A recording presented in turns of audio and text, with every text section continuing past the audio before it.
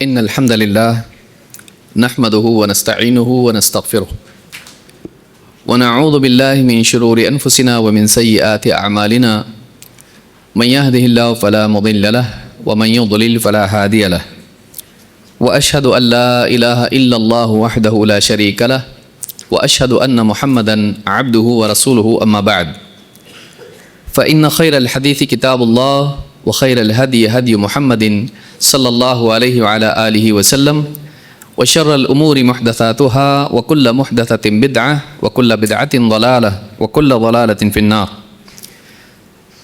قال الله تبارك وتعالى قل هل يستوي الذين يعلمون والذين لا يعلمون إنما يتذكر أولو الألباب.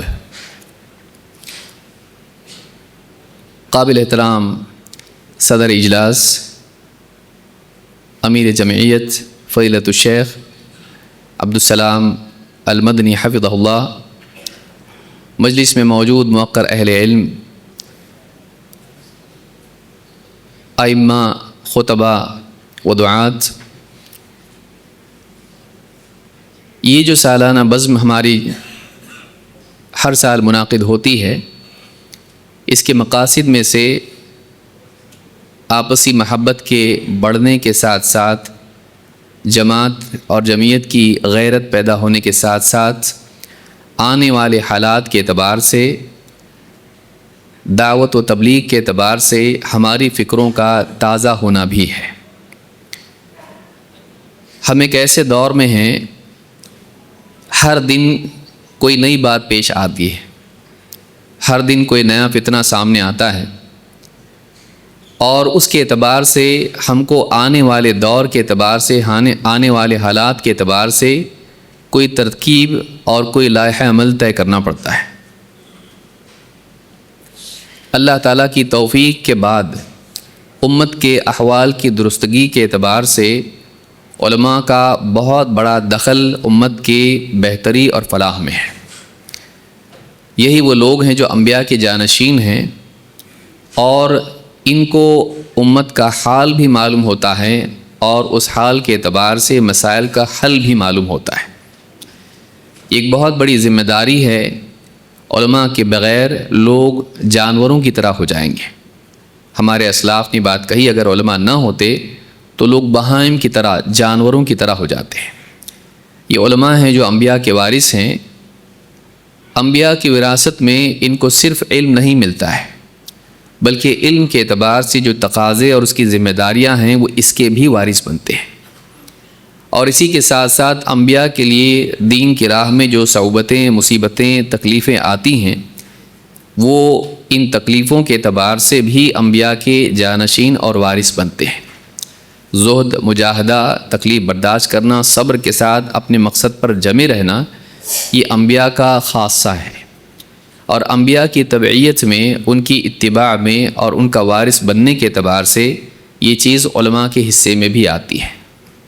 ایک انسان کے لیے کامیابی کے لیے ضروری ہے کہ وہ اپنے مقصد اور اپنی ذمہ داریوں کا شعور رکھتا ہو، اور اس کے سامنے جو بھی ممکن وسائل ہیں، ان وسائل کو کمال درجے میں اپنے مقصد کی تکمیل میں صحیح طریقے سے، صحیح منہج کی رعایت کرتے ہوئے استعمال کرتا ہو۔ جو عنوان میرے سامنے ہے بہت بڑا عنوان ہے، اور اس سے ہم سب جڑے ہوئے ہیں۔ مصنوعی ذہانت اور ڈیجیٹل میڈیا، اور اس کے تعلق سے ہماری ذمہ داریاں، خصوصاً علماء کی، دعات کی ذمہ داریاں، ائمہ مساجد ہوں یا مدرسین ہوں، ان کی کیا ذمہ داری ہے؟ آرٹیفیشل انٹیلیجنس، جس کو AI بھی کہا جاتا ہے، یہ مصنوعی ذہانت ہے جو کچھ ہی سالوں میں بہت تیزی کے ساتھ ہمارے سامنے آنے کے بعد ترقی کرتی چلی گئی، اور آج ایک بہت بڑی طاقت بن کر سارے سماج کو اپنی لپیٹ میں لے چکی ہے۔ آرٹیفیشل انٹیلیجنس یہ ہے کہ کسی مشین کو، کمپیوٹر کو اس طرح سے ٹرین کیا جائے، یا اس میں یہ صلاحیت پیدا ہو جائے کہ وہ چیزوں کو پرکھنے، سمجھنے، اس کے بارے میں فیصلہ کرنے اور اس کے تعلق سے کسی حکم کو پورا کرنے کی صلاحیت اپنے اندر رکھتی ہے۔ تفصیل اس کی کیا ہے؟ مثال کے طور پر اگر آپ ایک جملہ اس کو دے دیں کہ ایسا ایک ویڈیو بناؤ جس میں ایک عالم مسجد کی بجائے کسی گرجا میں جا رہا ہے تو صرف ایک جملے کی بنیاد پر وہ ایک ایسا ویڈیو بنا سکتا ہے کہ ایک عالم گرجا میں جا رہا ہے۔ اگر آپ اس سے اچھا کام لینا چاہتے ہیں، آپ ایسا کام بھی لے سکتے ہیں کہ کوئی رپورٹ آپ نے میڈیکل اس کو دے دی اور آپ اس میں کہیں کہ اس میں کیا بات ہے ذرا ہم کو بتاؤ، وہ پوری بات آپ کے سامنے رکھ سکتا ہے۔ وہ پرسیپشن یعنی اس سے ڈیٹا لینا، اس کے بارے میں غور کر کے اس کا جواب دینا، وہ غور کرنا مشینی انداز میں ہوتا ہے، انسان کی طرح نہیں۔ لیکن اس کو ایسا تربیت دیا گیا ہے کہ جیسے انسان سوچتا ہے اس کے قریب قریب وہ سوچ سکے، جیسے انسان کے ذہن میں ریزننگ ہوتی ہے، جیسے وہ چیزوں پر غور کر کے ہاں نہ کے درمیان چلتے چلتے آگے بڑھتا ہے، کئی سوالات پیدا کر کے خود اس کا جواب دے کر اس کے بعد کسی نتیجے پر پہنچتا ہے۔ تو آرٹیفیشل انٹیلیجنس اس طرح سے اس کو تربیت دیا گیا ہے کہ وہ اس طرح سے بہتر جوابات لانے کی کوشش کرتا ہے، اور یہ بس اس کی شروعات ہے۔ آنے والا دور اس میں یہ چیز اور زیادہ ترقی کرے گی اور اس کے نتیجے میں مشینیں بنیں گی۔ آنے والے دور میں اس کے بارے میں یہ بھی پلاننگ ہے اور اس میں شروعات ہو چکی ہے کہ انسان کے دماغ میں، اس کے جسم میں ایسی چپ لگا دی جائے جو انسان کے یعنی احساسات کو تبدیل کر سکے، انسان کو جو چیزیں دکھائی دینے کے اعتبار سے اس کے دماغ کو تبدیل کریں، یا انسان کی جو صلاحیتیں ہیں جسمانی اعتبار سے ان کو اور زیادہ انہانس کرے اور زیادہ بہتر بنائے۔ یہ آنے والے دور کی ایک بہت بڑی طاقت ہے۔ اس میں خیر کا پہلو بھی ہے، لیکن اس میں غلط ہاتھوں میں جانے کی وجہ سے، جاہلوں کے یا برے لوگوں کے ہاتھوں میں جانے کی وجہ سے اس چیز کے غلط استعمال کے امکانات بہت زیادہ قوی ہیں، اور اس فتنے کی لپیٹ میں ایک بڑا طبقہ انسانیت کا آ سکتا ہے اور آ رہا ہے اور آئے گا۔ لہٰذا اس تعلق سے ہماری ذمہ داریاں کیا ہیں، اس کو جاننا ضروری ہے۔ اس میں دو حصے ہیں، ایک آرٹیفیشل انٹیلیجنس اور دوسرا جو ہے ڈیجیٹل میڈیا، جس کو آج سوشل نیٹ ورک میں ویڈیوز اور ٹیکسٹ اور اس طرح کی ساری چیزیں، یا اسی طرح سے موبائل فون میں آنے والی اپلیکیشنز، خاص طور سے اس میں غالب جو حصہ ہے وہ ویڈیو ہے۔ آج عام طور سے زیادہ تر انسانیت کوئی بھی چیز جاننے، سیکھنے، دیکھنے کے اعتبار سے ویڈیو استعمال کرتی ہے، اور اس میں زیادہ تر یوٹیوب چلتا ہے۔ تو یہ جو ڈیجیٹل میڈیا ہے، اس کے تعلق سے ہماری ذمہ داریاں کیا ہیں؟ اللہ کے نبی صلی اللہ علیہ وسلم کی ایک حدیث میں ان دونوں کے بارے میں اجمالی طور پر ہم کو کچھ باتیں ملتی ہیں جس کو سمجھنا ضروری ہے۔ آنے والا دور فتنوں کا ہے، اور وہ فتنے کس طرح کے ہیں۔ اللہ کے نبی صلی اللہ علیہ وسلم فرماتے ہیں، سیأتی علی الناس سنوات خداعات، لوگوں پر ایسے سال آنے والے ہیں، آئیں گے جو بہت ہی دھوکے والے ہوں گے، التباس، شک شبہ اور دھوکے سے بھرے ہوئے ہوں گے۔ یصدق فیہ الکاذب ویکذب فیہ الصادق، ایسا دور ہوگا جس میں جھوٹوں کو سچا مانا جائے گا اور سچے کو جھٹلایا جائے گا۔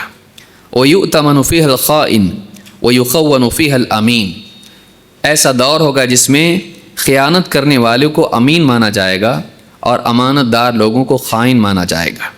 وینطق فیہ الرویبضہ، ایسا دور ہوگا جس میں رویبضہ بڑبڑائیں گے، بولیں گے۔ قیل وما الرویبضہ، صحابہ نے پوچھا اللہ کے رسول وہ رویبضہ کون ہوں گے؟ قال الرجل التافہ یتکلم فی امر العامہ۔ الرجل التافہ، علماء نے کہا التافہ سے مراد حقیر ذلیل ہے، ذلیل قسم کا، حقیر قسم کا آدمی ہوگا جو امت کے عمومی معاملات میں گفتگو کرے گا، امت کے عام مسائل پر وہ باتیں کرنے لگے گا۔ امام احمد، ابن ماجہ اور حاکم نے اس کو روایت کیا، اور صحیح الجامع صغیر میں شیخ الالبانی نے اس حدیث کو صحیح کہا ہے۔ اس حدیث میں دو باتیں ہم کو معلوم ہوئی، ایک یہ کہ آنے والا دور شک اور شبہ اور فتنے کا دور ہے، جس میں معاملات الٹ جائیں گے، جھوٹا سچا مانا جائے گا، سچا جھوٹا مانا جائے گا، امین کو خائن اور خائن کو امین مانا جائے گا۔ تو لوگوں میں صحیح اور غلط کی تمیز کے معاملے میں بہت بڑا خلل پیدا ہو جائے گا۔ دور ایسا ہوگا کہ ایک آدمی کہے کہ یہ بات جھوٹی ہے، اسی کو جھوٹا کہا جائے گا، اور ایک آدمی جھوٹ بولنے والا ہوگا لیکن مہارت کے ساتھ بول پائے گا، ٹیکنالوجی کا استعمال کر کے بولے گا یا اپنی زبان کی صلاحیت استعمال کر کے بولے گا، اس کو سچا مانا جائے گا۔ تو ایسا دور آنے والا ہے، یہ آپ صلی اللہ علیہ وسلم پہلے ہی بتا چکے ہیں۔ دوسری بات حدیث میں بتائی گئی ہے کہ اس میں بولنے والے بڑھ جائیں گے. ایسے لوگ بولیں گے جن کے لیے بولنا صحیح نہیں ہوگا، جو نااہل ہوں گے لیکن بولیں گے. نااہلی دو اعتبار سے ہوگی جو دوسری روایات سے ہم کو معلوم ہوتی ہے. مثال کے طور پر مسند احمد اور ابن ماجہ کی حدیث میں ہے، آپ نے الرویبضہ کون ہے تو آپ نے جواب میں فرمایا السفیہ یتکلم فی امر العامہ. بالکل سفیہ بے وقوف قسم کا آدمی ہوگا، بد ذہن آدمی ہوگا، عقل بھی اس کی صحیح نہیں ہوگی، بے وقوف ہوگا، لیکن وہ امت کے عمومی معاملات میں بولنے لگے گا. تو معلوم ہوا کہ کم عقلی کے باوجود بولنے کا شوق آنے والے دور میں ہوگا. اسی طرح سے ایک اور حدیث جسے امام احمد ہی نے روایت کیا ہے، اس میں بھی آپ نے فرمایا کہ یہ جو وقت آئے گا کب آئے گا؟ دجال سے پہلے پہلے یہ وقت آئے گا. آپ نے فرمایا ان امام الدجال سنین خداعہ، دجال سے پہلے پہلے دھوکے والے سال ہیں. یکذب فیہا الصادق ویصدق فیہا الکاذب. ایسا دور ہوگا جس میں سچے کو جھٹلایا جائے گا اور جھوٹے کو سچا مانا جائے گا. ویخون فیہا الامین ویؤتمن فیہا الخائن. امین کو اس میں خائن مانا جائے گا اور خائن کو اس دور میں امانت دار مانا جائے گا، اس کو امانتیں سونپی جائیں گی. وَيَتَكَلَّمُ فِيهَا الرُّوَيْبِضَةُ. اور اس میں رویبضہ بولیں گے. قیل وما الرویبضہ، صحابہ نے پوچھا رویبضہ کیا ہیں؟ آپ نے فرمایا الفویسق یتکلم فی امر العامہ. فاسق قسم کا آدمی ہوگا لیکن امت کے عمومی معاملات میں گفتگو کرے گا. تو نااہلی رویبضہ نااہل حقیر کو کہتے ہیں. اور رویبضہ علماء نے کہا ایسا شخص جو اعلیٰ درجے کو پہنچنے کے لیے محنت نہ کرے بلکہ کوتاہ ہو، لیکن اس کے اندر یہ شوق ہوگا کہ وہ امت کے عمومی معاملات پر گفتگو کرے گا. بولنے کا شوق، جبکہ دو چیزیں اس میں ہوں گی، ایک عقل کی کمی ہوگی، دوسرے اخلاقی اعتبار سے بھی وہ صحیح نہیں ہوگا، دینی اعتبار سے بھی وہ صحیح نہیں ہوگا، وہ فاسق قسم کا آدمی ہوگا. تو چاہے عقل اور فہم کا معاملہ ہو یا عمل اور کردار کا معاملہ ہو، دونوں اعتبار سے وہ خسیس اور گھٹیا ہوگا. نہ عقل اس کی کمال درجے کی ہوگی، لائق ہوگی، نہ عملی اعتبار سے دینی اعتبار سے ہی وہ اچھا انسان ہوگا. لیکن ایسے لوگ امت کے معاملات میں بولیں گے.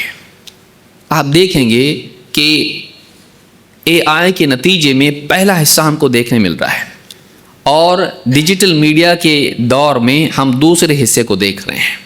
یہ دونوں چیزیں جمع ہو رہی ہیں کہ آرٹیفیشل انٹیلیجنس سے آج صحیح کو آپ غلط کر سکتے ہیں، غلط کو صحیح کر سکتے ہیں.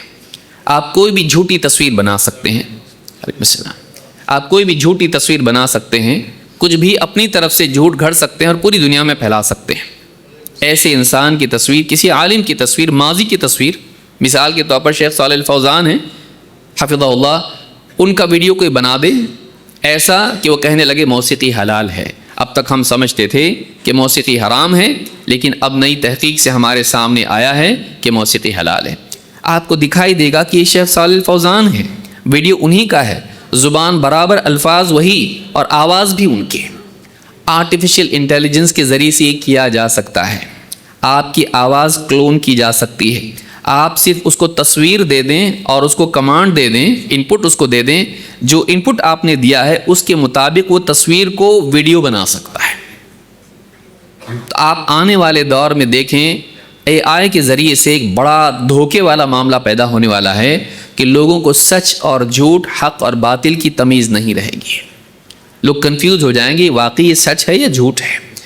لیکن ایک بڑا طبقہ ہوگا جو اس کے بہاؤ میں چلا جائے گا. وہ کہے گا دلیل تو بالکل دے رہے ہیں نا، ہمارے اپنے عالم ہیں، سلفی عالم ہیں، اور وہ بتا رہے ہیں کہ اس مسئلے میں غلطی ہوئی ہم سے. اب تک ہم سمجھتے آئے کہ وحدت الوجود کا مسئلہ غلط ہے، اب ہماری سمجھ میں آ رہا ہے کہ وحدت الوجود صحیح ہے، اس لیے کہ ہم کو کچھ باتیں ملی. کچھ بھی ہو سکتا ہے. سیاسی لیڈر کھڑا ہو کے مسلمانوں کو گرما دے، اس کا فوٹو کوئی لے لیں اور اس سے ویڈیو بنا لیں اور مسلمانوں کو جنگ اور ملک کے خلاف بغاوت پر کھڑا کر دے. کوئی آدمی کوئی تصویر بنا دے کہ کوئی مسلمان کسی گرجا کے ساتھ میں، کسی عبادت خانے کے ساتھ میں غلط کام کر رہا ہے، بھڑکا دے. یا کوئی مسلمان جاہل اس طرح کا کوئی ویڈیو بنائے کہ کسی مسلمان پر ظلم ہو رہا ہے، کسی پردہ والی عورت کے، برقعے والی عورت کے ساتھ کچھ لوگ غنڈہ گردی کر رہے ہیں، اس کی عزت خراب کر رہے ہیں، اور پھر اس علاقے کے مسلمان طیش میں آ جائے اور اس کے بعد قدم اٹھائیں. اور بولنے والا عالم بول رہا ہو یہ جھوٹا ویڈیو یہ صحیح نہیں، اس پر اعتماد مت کرو، اور لوگ اس کو کہیں کہ نہیں آپ جھوٹے ہیں، آپ امت کے خیر خواہ نہیں ہو اور آپ بزدل ہو، ہم کو بھی بزدل بنانا چاہتے ہو، اور بہاؤ میں آ جائیں. اس غلط ویڈیو کی بنیاد پر جان و مال کا، عزت آبرو کا، اور اسی طرح سے مسلمانوں کی تجارت کا، مستقبل کا، عزت کا، اسلام کا نقصان ہو جائے. آنے والے دور میں یہ ہو سکتا ہے اور ہوگا اور ہو رہا ہے. تو اس طرح کی جھوٹی باتیں یہ آنے والے دور میں لوگوں کے سامنے آئیں گی. اس اعتبار سے ہماری ذمہ داریاں کیا ہیں؟ بہت ساری ذمہ داریاں ہیں. اختصار کے ساتھ کچھ باتیں میں سامنے رکھوں گا اور بات ختم کروں گا. پہلی ذمہ داری یہ ہے کہ ہم جو بھی معلومات انٹرنیٹ کے ذریعے سے ہمارے سامنے آئے اس معلومات کو لینے میں اور نشر کرنے میں احتیاط سے کام لیں. کوئی بھی چیز ہم تک پہنچتی ہے فیس بک، یوٹیوب یا کسی اور ذریعے سے، انسٹاگرام یا واٹس ایپ کے ذریعے سے، تو ہم فوری طور پر اس کو قبول نہ کریں.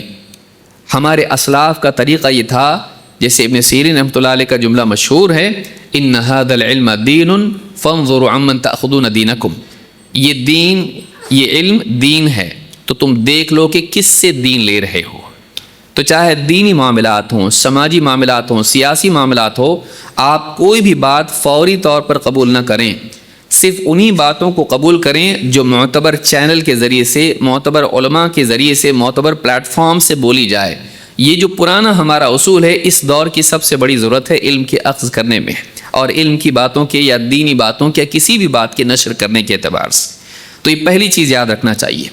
اسی طرح سے ایک بڑا مسئلہ یہ ہوتا ہے کہ کوئی بھی بات ہم تک پہنچتی ہے، سیاسی، دینی، موجودہ حالات میں جو بھی نوازل جن کو ہم کہتے ہیں، نئے حالات پیش آتے ہیں، کوئی حادثہ ہو جاتا ہے، کوئی واقعہ ہوتا ہے، تو اس میں بولنے والے وہی ہونا چاہیے جو سماج کے ذمہ دار ہیں.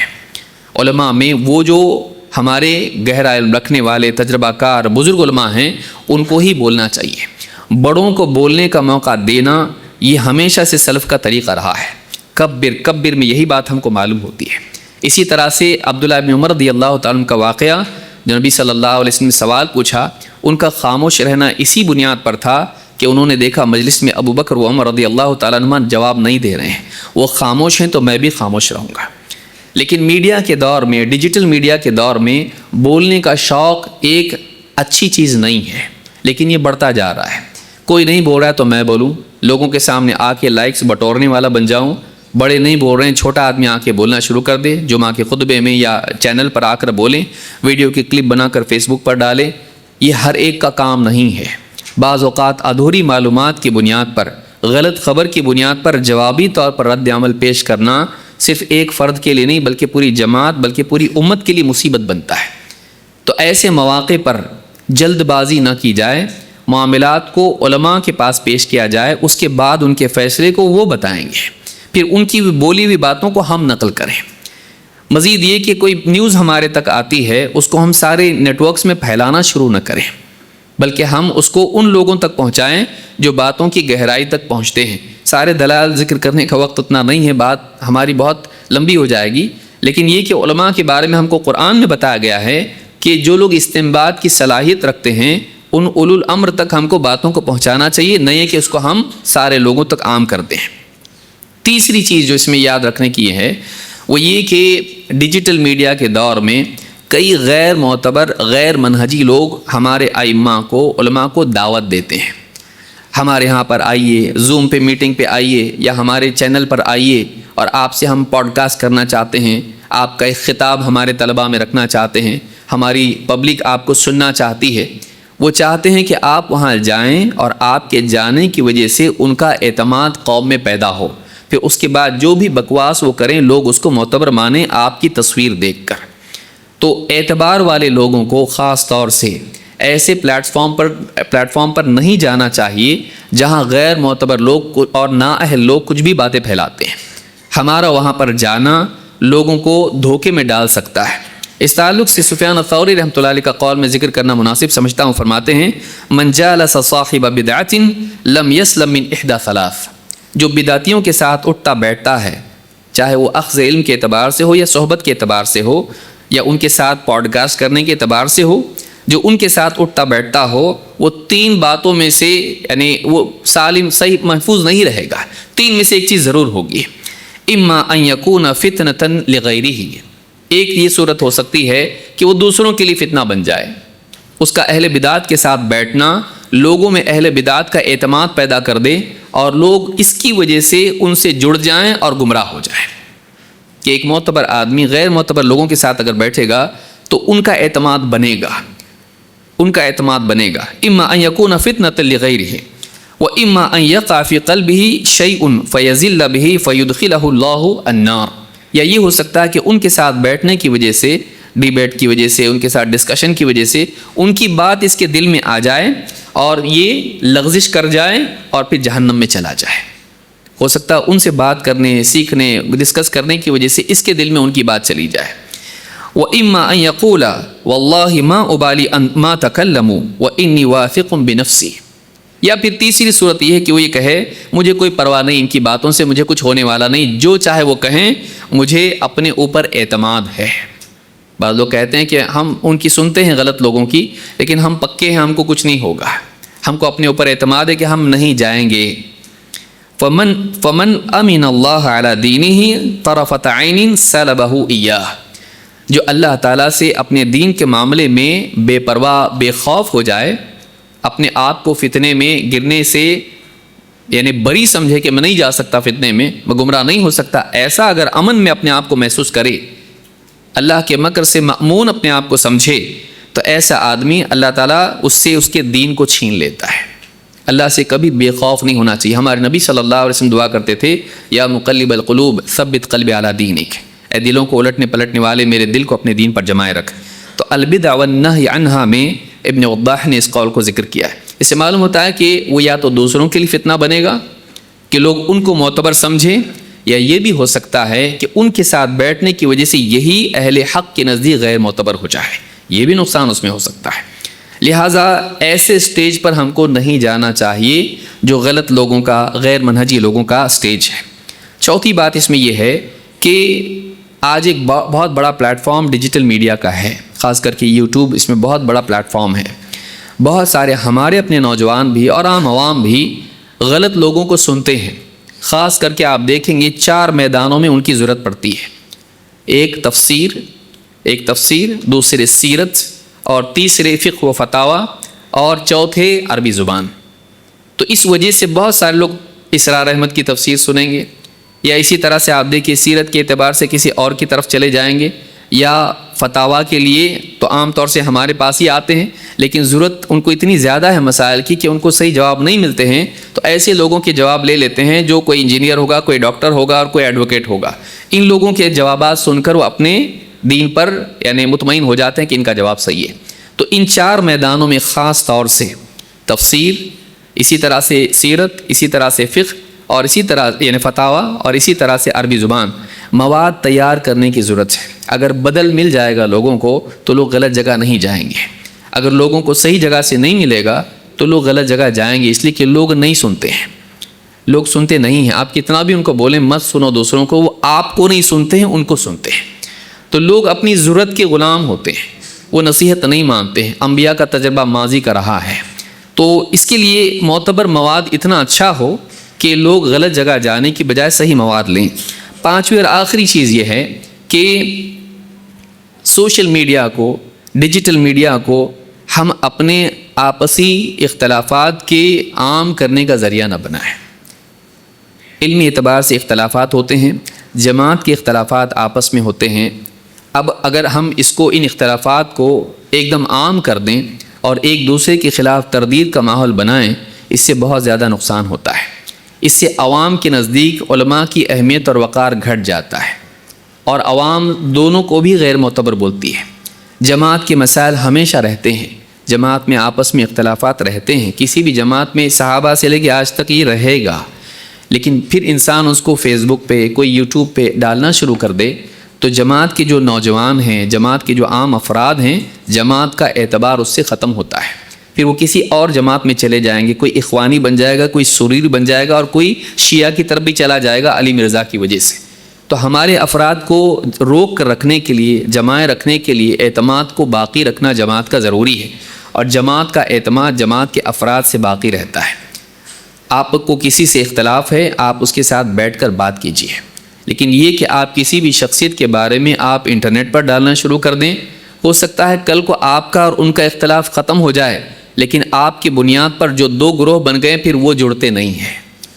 علماء کا اختلاف علمی ہوتا ہے، وہ اختلاف ہوتا ہے، عوام ان کی بنیاد پر اختلاف نہیں کرتی ہے، جھگڑا کرتی ہے، اور پھر علماء اپنے اختلاف کو مٹا لیتے ہیں، لیکن عوام اپنے جھگڑے کو ختم نہیں کرتی ہے۔ اس کے لیے بہت ضرور، اور اس میں دوسرا نقصان یہ ہوتا ہے کہ دوسری جماعتوں کے سامنے ہماری جماعت کا معاملہ کمزور ہوتا ہے، ہماری ساکھ کمزور ہو جاتی ہے، ہمارے کام کرنے والے افراد کو دوسروں کے سامنے بے عزت ہونا پڑتا ہے جب وہ ہم کو ویڈیو فارورڈ کرتے ہیں۔ تو ہم اپنے آپسی اختلافات کے لیے یعنی یوٹیوب کو، فیس بک کو اور اس کو یعنی میدان نہ بنائیں۔ ہاں، جہاں تردید کی ضرورت ہو جائے، غلطی عام ہے، تردید بھی عام ہونا چاہیے، لیکن اہل بدعات کی تردید کی جائے گی اور اہل سنت کو نصیحت کی جائے گی۔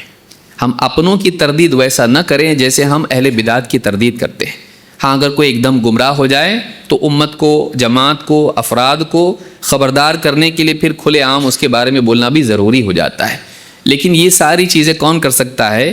جو ہر چیز کو اس کی جگہ پر رکھنا جانتا ہو۔ تجربہ کار علماء ایسے معاملات میں بولیں، ہر آدمی کمنٹ کرنے والا، آرٹیکل لکھنے والا نہ بنے۔ علماء کی ماتحتی میں، بڑوں کی ماتحتی میں اگر ہم یہ کام کرتے ہیں تو ہم لوگ کامیاب ہوں گے۔ تو یہ کچھ باتیں تھیں جو میں نے مناسب سمجھی۔ اللہ رب العالمین ہم سب کو اس دور میں خاص طور سے ڈیجیٹل میڈیا کے یا اسی طرح سے آرٹیفیشل انٹیلیجنس کے فتنے سے بچنے کی توفیق دے اور اس کو صحیح طور پر استعمال کرنے والا بنائے۔ اقول ھذا واستغفر اللہ لی ولکم۔